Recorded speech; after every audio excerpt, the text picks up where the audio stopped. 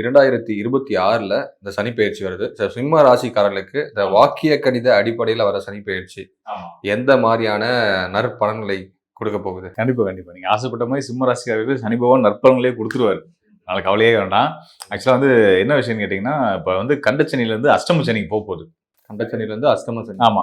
வாக்கிய கணித பஞ்சாங்கத்தின் அடிப்படையில மார்ச் மாசம் 6ஆம் தேதி சனி பகவான் 7ஆம் இடத்துலேருந்து 8ஆம் இடத்துக்கு ராசிக்கு சிம்ம ராசிக்கு 7ஆம் இடமான கும்பத்திலிருந்து 8ஆம் இடமான மீன ராசிக்கு போகிறாரு. 8ஆம் இடம் அப்படின்னா அஷ்டமஸ்தானம். அஷ்டமஸ்தானத்துக்கு சனி போனா அஷ்டம சனி பல துயரங்களை, துன்பங்களை, கஷ்டங்களை கொடுக்கும். பயந்துட வேணாம். சிம்ம ராசிக்காரர்கள் சிங்கம் போல நெஞ்சுரம் கொண்டவர்கள். பயப்படவே கூடாது. உங்களுக்கு 8ஆம் இடத்துல போகும்போது திடீர்னு ஏதோ விஷயம் நடக்கும் சொல்லுவாங்க. திடீர் திருப்பங்கள், திடீர் நல்லது, திடீர் கெட்டது நடக்கும் அப்படின்ற மாதிரி சொல்லுவாங்கல்ல. ஆமா ஆமா ஆமா. அது உண்மைதானே? ஆமா. என்ன விஷயம்னா, அது 8ஆம் இடம் கர்மஸ்தானம். 2 முக்கியமான கர்மஸ்தானங்கள். ஒண்ணு 6ஆம் இடம், இன்னொன்னு 8ஆம் இடம். இந்த 6ஆம் இடத்தின் வழியில வரக்கூடிய தொந்தரவுகள், சிக்கல்கள், கடன் பிரச்சனைகள் இதெல்லாம் தீரும்.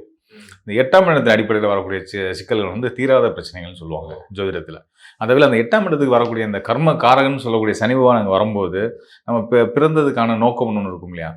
அதெல்லாம் நம்ம முன்னிலையில செய்த நல்வினை தீவினைக்கு ஏற்ப நமக்கான நல்லது கெட்டது 2யுமே கொடுக்கக்கூடிய காலகட்டம் தான் இந்த 8ஆம் இடத்துல வரக்கூடியது. நல்லதும் சரி, கெட்டதும் சரி நீண்டுச்சு நிற்கின்றதுதான் விஷயம்.